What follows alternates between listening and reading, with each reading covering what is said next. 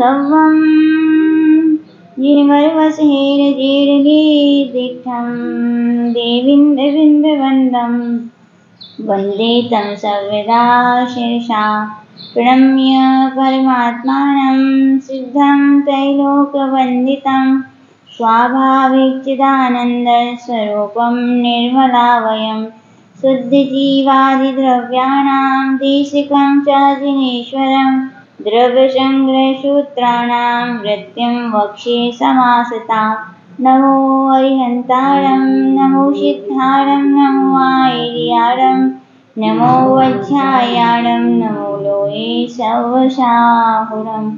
अनंतानंद सिद्ध परमेश्वरी भगवान की, देवादेव श्री आदिनाथ भगवान की, परम पूज्य आचार्य श्री 108 नेमीचंद सिद्धांति देव महामुनिराज की, परम पूज्य गुरु नानक गुरुदेव आचार्य श्री 108 विमल सागर जी महामुनिराज की, परम पूज्य गुरु नानक गुरुदेव आचार्य श्री 108 सन्मति सागर जी महामुनिराज की, परम पूज्य बुंदेलखंड के प्रथमाचार्य गणाचार्य गुरुदेव 108 विराग सागर जी महामुनिराज की, अहिंसामय विश्व धर्म की।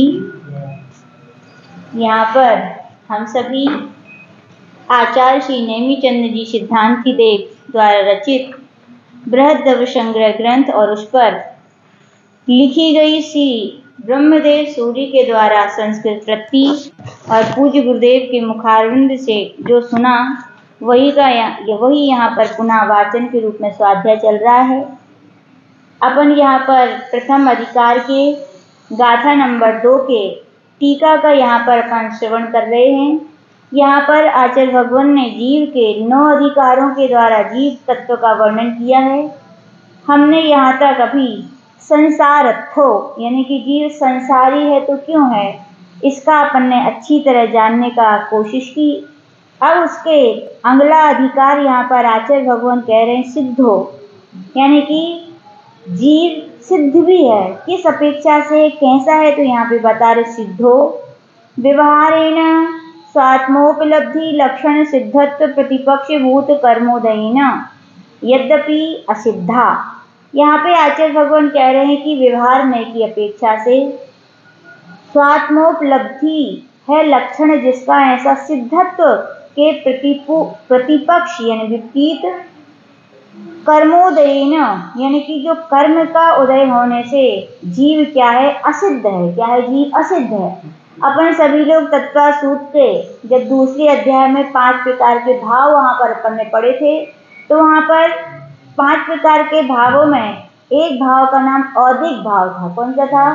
जो कर्मों के उदय की अपेक्षा रखता है उसे कहते हैं औदिक भाव। औदिक भाव कितने पढ़े थे अपन ने? 21 पढ़े थे। कितने पढ़े थे?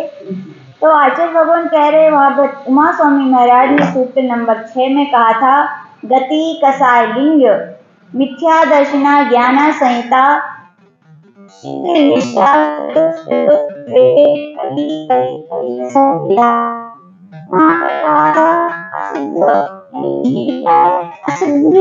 क्यों सिद्ध है? तो बोले वहां पर 8 कर्मों का उदय पाया जा रहा है, यानी औदिक भाव की अपेक्षा से जीव क्या है, असिद्ध भी है। क्या है? यद्यपि स्वभाव तो सिद्धत्व की सिद्धि करना है, लेकिन संसार में होने के कारण 8 कर्मों से युक्त होने के कारण वो क्या असिद्ध भी है। क्या है? असिद्ध भी है। निश्चय अनंत ध्यानानंत गुण स्वभावत्वा सिद्धा। निश्चय की अपेक्षा से अनंत ज्ञान अनंत गुण स्वभावी होने से वो क्या सिद्ध है। जब किसी मोक्ष का पुरुषार्थ करते हैं, साधना करते हैं, सिद्धत की सिद्धि कर लेते हैं, तो कहा गया क्या पहचाने के लिए सिद्धत की सिद्धि कर ले। वहाँ पे कहते हैं उन्होंने जो आत्मा में पाए जाने वाले अनंत गुण हैं उसकी अनंत ज्ञान आदि को लेकर के अनंत गुण आत्मा में पाए जाते हैं। और सिद्धत की सिद्धि अनंत गुणों की प्राप्ति का नाम क्या है? सिद्धत की सिद्धि है। अपन को पता होगा ये जीव एक समय में बहुत सारे कर्म को करता पाता है। अब मान लो अनंत काल संसार में डूब गए और हर समय प्रत्येक समय में सिद्धांतिम भागा इन सिद्धों के अनंत भाग के अनंत गुण प्रति समय इतने कर्म बांध रहे हैं। और निर्जरता कितनी होती है? बोले बहुत थोड़ी। कितनी हो पाती है? बहुत थोड़ी। कर्मों का संपन्न तो ये समझें कि अनादि काल से हमने इतने सारे समय में बहुत बड़े कर्मों का पहाड़ क्या कर लिया है? बांध लिया है। अब बांधने में तो अपन को कितना समय लगा? अनंत काल। अब कोई सोच सकता है कि भैया हमें इन कर्मों को क्षय करना है, तो बोले जब इकट्ठा करने में, बंद करने में अनंत काल लग गया, तो क्षय करने में भी कितना लगना चाहिए? बोले अनंत काल लगना चाहिए। लेकिन ऐसा है क्या? तो आचार्य भगवान वहां पे आचार्य जी ने जब ये बताया था, ये प्रकरण निकला था, तो आचार्य जी ने कहा था घबराओ मत। बोले ये माना कि अनंत काल में अपन ने शुभाशुभ अनंत कर्म करके बहुत सारे कर्मों को बांध लिया है, लेकिन अब क्षय करने की यदि भावना हुई है तो घबराओ मत, अब अनंत काल लगने वाला नहीं है। बोले क्यों नहीं लगने वाला? बहुत अच्छा आचार्य ने उदाहरण दिया था कि किसी व्यक्ति ने मान लो एक कमरे भर के बहुत सारा कपास में रुई, या फिर कह लो बहुत सारी लकड़ी इकट्ठी की। इकट्ठी करने में तो उसे कितना समय लगा? बहुत समय लगा। लेकिन उससे कहा गया भैया इसको फटाफट खाली करना है। क्या करना है? तो क्या करेगा वो बताओ? खाली करने फटाफट, और टाइम नहीं लगना है। क्या करेगा वो बताओ? हाँ बिल्कुल सही। क्या करेगा? यदि उठा के धरेगा तो उतना ही समय लगना है, फिर से जितना भरने में लगा उतना ही खाली में। लेकिन जल्दी करना है उसके लिए तो क्या करेगा? सीधा उठाएगा माचिस और क्या करेगा? बस एक अकेली थोड़ी सी रखेगा और क्या हो जाएगा? स्वाहा। कितनी देर लगी? बहुत कम समय। इसीलिए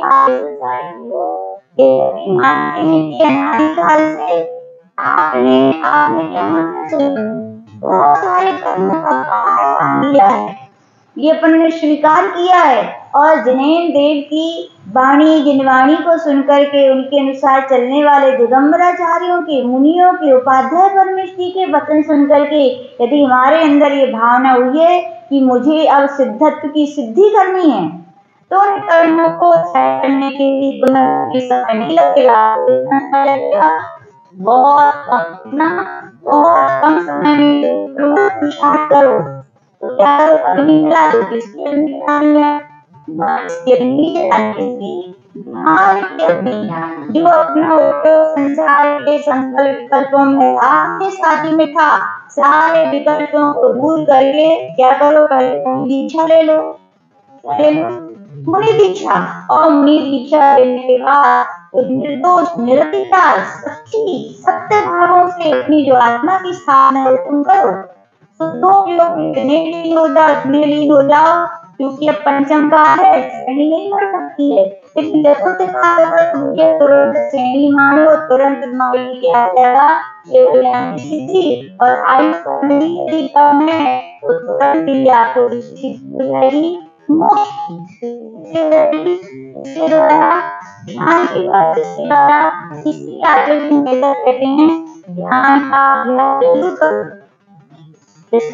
का याद रखना, ध्यान करने से ध्यान नहीं होता। ध्यान के लिए भी क्या चाहिए? जैसे किसी व्यक्ति को दही जमाना है तो क्या चाहिए बताओ? दूध होना चाहिए। दूध नहीं होगा तो दही जम पाएगा क्या? नहीं जम पाएगा। ऐसे ही आचार्य ने बताया था ध्यान करना है अपने लिए आत्मा का, तो पहले ज्ञान भी होना चाहिए। क्या होना चाहिए? ज्ञान रूपी दुग्ध है, तो ध्यान रूपी दही अपन प्राप्त कर सकते हैं, तत्व प्राप्त कर सकते हैं। इसलिए आचार्य हमेशा हम लोग से कहते भैया ज्ञान में निरंतर ज्ञान ध्यान तपो रक्ता तपस्वी सा प्रशस्यते।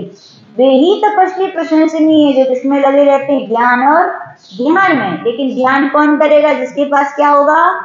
ज्ञान होगा।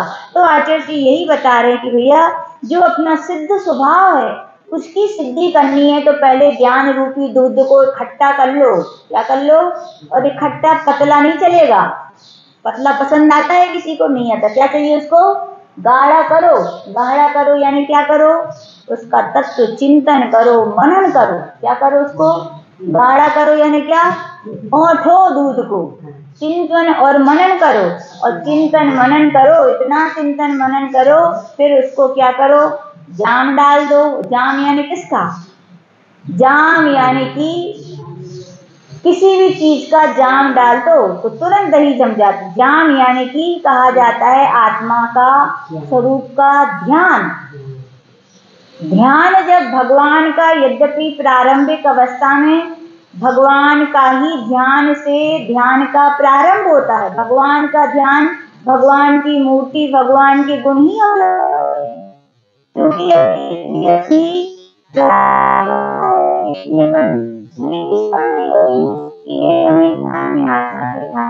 दो प्रकार की योगी होती, प्रारब्ध योगी और निष्पन्न योगी।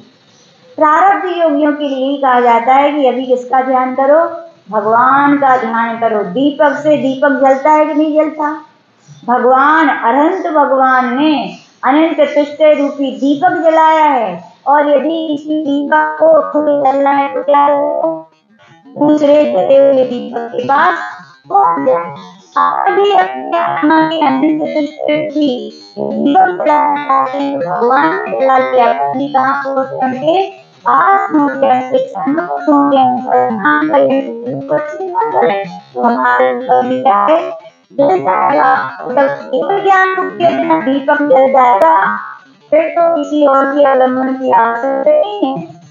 जैसे कहा जाता है बांस को बांस से रगड़ने पर क्या हो जाती है? अग्नि हो जाती है। आप स्वयं ही आत्मा का ध्यान करेंगे कि अपने ही आत्मा के ध्यान के द्वारा अपनी शुद्ध क्रिया करेंगे, सिद्धि करेंगे। तो यहाँ पर आचरण यही है कि आत्मा में जो अनंत गुण हैं उनकी सिद्धि के लिए आपके लिए बहुत सारा समय कितना समय लगेगा? जितने जल्दी आप अभ्यास करेंगे और ध्यान करेंगे तो उतने जल्दी आपके लिए सिद्धि हो जाएगी, सिद्धि हो जाएगी। आगे से आपको पहले 100 का एवं गुण विशिष्ट को लिखा। इन सब गुणों से विशिष्ट क्या होता है? जीव होता है। जीव में जो हमने जीवता है, उपयोगमयी है, करता है, भोगता है, ये सब जीव की विशिष्ट बातें हैं, विशिष्ट गुण हैं। आगे कह रहे हैं विश्व ढगई, यानी कि अब 9वें नंबर का अधिकार है विश्व ढगई। विश्व ढगई का अर्थ आचार्य भगवान यहाँ पे कह रहे हैं ऊर्ध्वगमन, स्वभाव से जो ऊर्ध्वगमन करने वाला है। कैसा करने वाला है? ऊर्ध्वगमन स्वभावी है। तो इसके विषय में कह रहे हैं यद्यपि व्यवहारेण चतुर्गति जनक कर्मोदयेन वशेन ऊर्ध्वाधस्त्रियक गति स्वभावा तथापि, कह रहे हैं कि व्यवहार में से चतुर्गति के जनक यानी उत्पन्न कर्मोदय के वश होने से जीव कहाँ गमन करता है?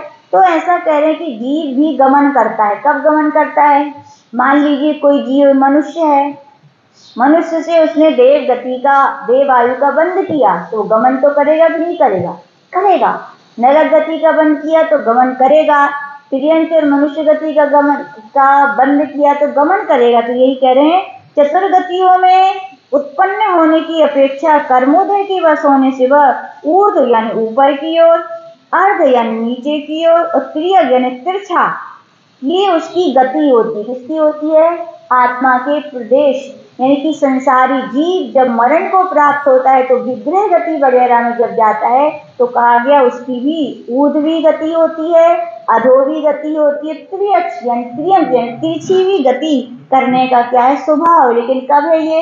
व्यवहार में से जब वो संसार में है तब, जब वो संसार कर्मों के भार से क्या है? लगा हुआ कर्म, या कहें कर्मों के बंधन से वो बंधा हुआ है, या कहें कि वो कर्मों के कारण वो वहां पर घूम रहा है। तो आचार्य भगवान कह रहे हैं इस कारण से क्या होता है कि वो इन 3 प्रकार की गति करता है। लेकिन आचार्य भगवान आगे कह रहे हैं तथापि निश्चयेन केवल ज्ञानादि अनंत गुणा भाप्ति लक्षण मोक्ष गमन काले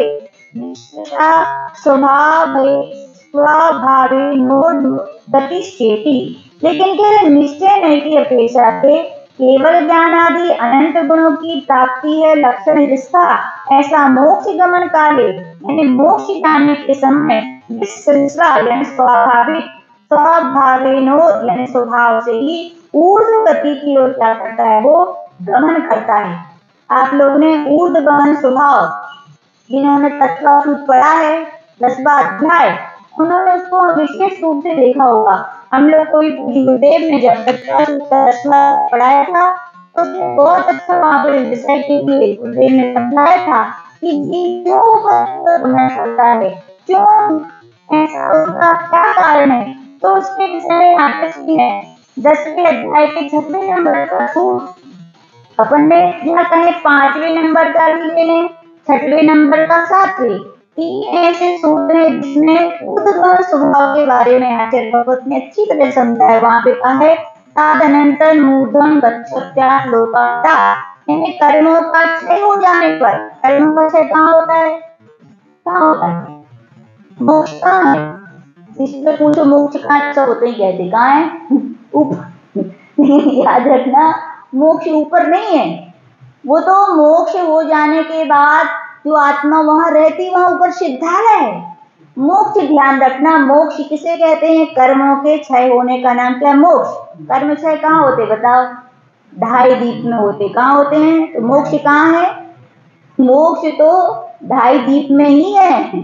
मोक्ष जाने के बाद जीव सिद्धालय में, इसलिए ध्यान रखना कोई पूछे मोक्ष कहाँ है तो ऐसा ना करियो, क्या कहियो, ढाई दीप में। कहाँ है मोक्ष, क्योंकि मोक्ष का नाम है कर्मों के क्षय करने की अवस्था का नाम। कर्मों का क्षय के मोक्ष में जाके करते हैं क्या, कहाँ करते हैं, अढ़ाई दीप के अंदर ही मोक्ष कर्मों का क्षय जीव करते हैं। तो कहा गया जैसे ही जीव कर्मों का क्षय यानी मोक्ष प्राप्त करता है उसके तुरंत बाद ही जीव के अंत भाग में ऊपर जाकर क्या हो जाता है, विराजमान हो जाता है। अब ऊपर कैसे गया, तो अगले सूत्र में आचार्य भगवान ने उसके 4 कारण बताए थे। पूर्व प्रयोगत्वाद संगत्वाद बंधत छेदा तथा गति परिणामाच्य। ऊर्ध्वगमन स्वभाव के भी 4 प्रकार से वहां पर कारण कहे गए। पहला कारण आचार्य भगवान वहां पे कह रहे पूर्व संस्कार से। कैसे संस्कार से, पूर्व के संस्कार से। पूर्व संस्कार का मतलब जब संसार में स्थित थे अपन लोग तो अनेक बार अपन मोक्ष का पुरुषार्थ करते हैं कि नहीं करते। एक भाव में क्या मोक्ष की साधना से मोक्ष होता है, कितने भावों की निरतिचार साधना करनी पड़ती है तब जाके मोक्ष होता है। किसी का पढ़े हो ना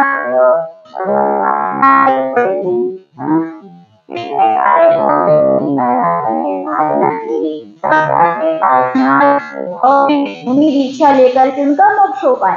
तो बार बार क्या करते हैं, प्रैक्टिस की जाती है कि नहीं। बच्चे बार बार प्रैक्टिस ना करें, पढ़ाई के संस्कार अपनी आत्मा में ना डालें तो उनकी पढ़ाई क्या उनके रह सकती है क्या, नहीं।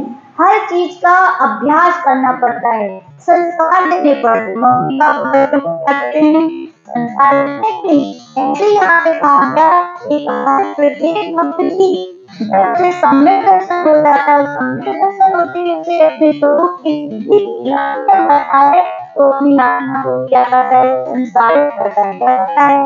संस्कार से भी हो जाता है जो पहले नहीं है खराब होते हैं तो उन्हीं को संस्कार ले जाते हैं। अनुशासन में नहीं है जो कर्तव्य नहीं करते उनके पास पढ़ाए जाते हैं। तो वहाँ पे आते लोग कह रहे हैं कि वो जीव अपने जो संसारी आत्मा है और जो संसार में अनाधिकार के काम वो की कथाओं से इसका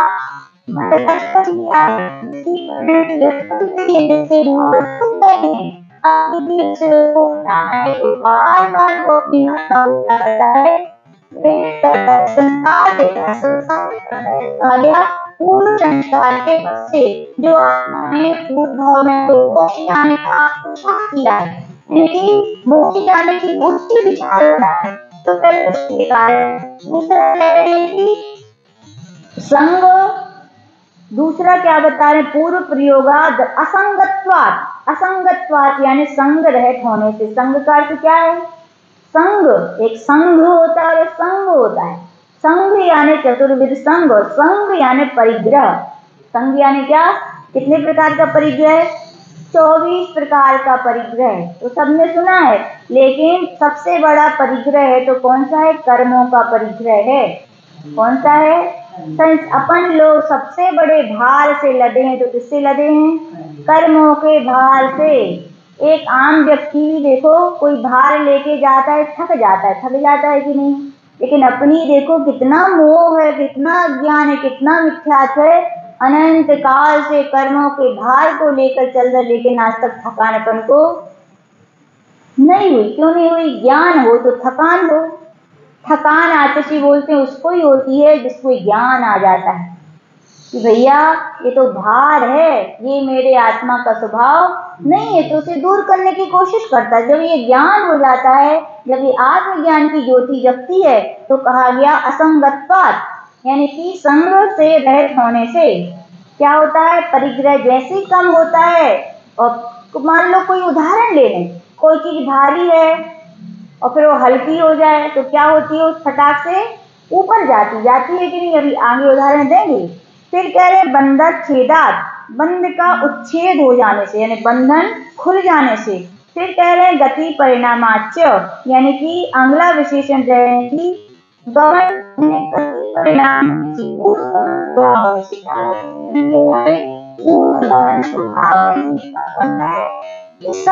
क्या दे रहे हैं आचार्य भगवान? तो दे रहे हैं अगले सूत्र में कह रहे हैं आविद्य कुलाल चक्रवत व्यपगत लेपा लांबू बदेरंड बीज वदग्नि शशा वाच्य। तो यहाँ पर अपन को मुख्यतः पूरा देख लेते हैं। ऊपर के सूत्र में पूर्व प्रयोगा कहा था, पूर्व प्रयोगा पूर्व संस्कार से आविद्य कुलाल, जैसे कुम्हार जब मिट्टी से घड़े बनाता है तो क्या करता है? अपने लकड़े को घुमाता है, इतना तेजी से घुमाता है, इतना तेजी से घुमाता है, घुमाने के बाद छोड़ देने के बाद में आता है, घूमता रहता है। क्या होता है? घूमता रहता है। फिर आपने उदाहरण दिया कि व्यपगत लेपा लांबू, व्यपगत लेपा लांबू, लांबू बोले लांबू से बोले बोल लो, क्या बोलते हैं? लांबू बोलते हैं। क्या पहले के समय में जो सफर करते थे, आप बोलते थे पहले लोग क्या कुंडी को सुखा देते थे, कुंडी को कड़की रहती थी, आती में सुखा लेते थे, उसमें क्या करते थे? पानी भर के दे जाते थे। कुंडी में यदि लोग आपको भी प्रैक्टिस कर सकते हैं, कुंडी में खूब सारी मिट्टी है और पानी में डाल दो, क्या होगा? पहले वो कहाँ करेंगे? नीचे चली जाएगी, खेती आपको बिल्कुल तली में चली जाएगी। लेकिन कुछ देर के बाद क्या होगा? आप देखोगी तुम भी कहाँ गई? ऊपर आ गई। कैसे ऊपर आ गई?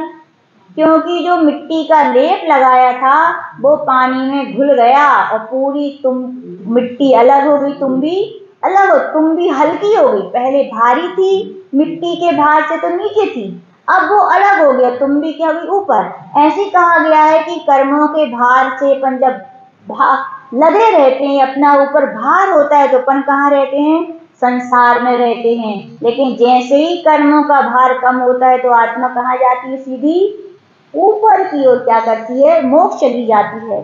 तीसरा उदाहरण यहाँ पर आचार्य भगवान कह रहे हैं एरंड बीजवद। एरंड, एरंड समझते हो? बुंदेलखंड में से अंडी कही जाती। क्या कही जाती है? हर जगह पेड़ ही पेड़ मिल जाएंगे अंडी अंडी के। जैसे हर चीज की फल्ली होती है ना, फल्ली में अरहर की दाल की फल्ली होती है, मटर की फल्ली, ऐसे ही इसकी फल्ली होती है अरंड की। फल्लियां तो कैसी होती हैं?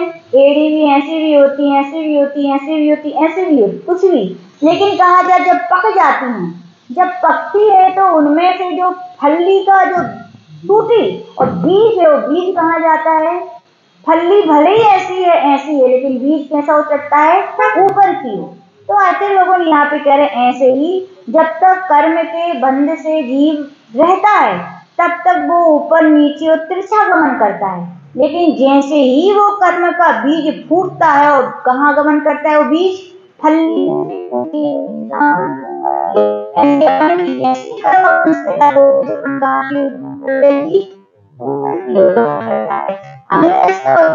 गति परिणामाच्य, यानी इसका क्या? ऊर्ध्वगमन स्वभाव होने से। इसका उदाहरण किया है बदग्नि, यानी अग्नि, अग्नि शिखावाच्य। क्या दिया है? अग्नि। अग्नि देखी कि नहीं देखी? अग्नि, सब लोगों के घर में दीपक तो रहते ही हैं। हाँ, दीपक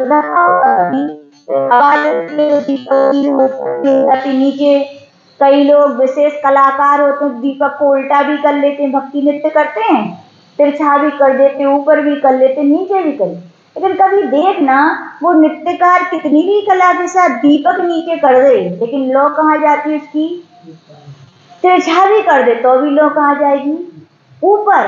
ऐसे कह रहे कि अग्नि की शिखा का स्वभाव ऊपर जाने का। ऐसे आचार्य भगवान कह रहे हैं जैसे ही कर्मों के भार से, कर्मों के बंधन से छूटता है, उसका उद्गमन करने का है स्वभाव है। तो ऐसा हमको यहाँ पर जानना चाहिए। अगले आचार्य जी यहाँ पे विषय, अब अगला नया विषय शुरू होने वाला है, तो इसको सुनिए कि आचार्य भगवान यहाँ पर टीका में क्या समझाने वाले हैं। जो आचार्य महाराज की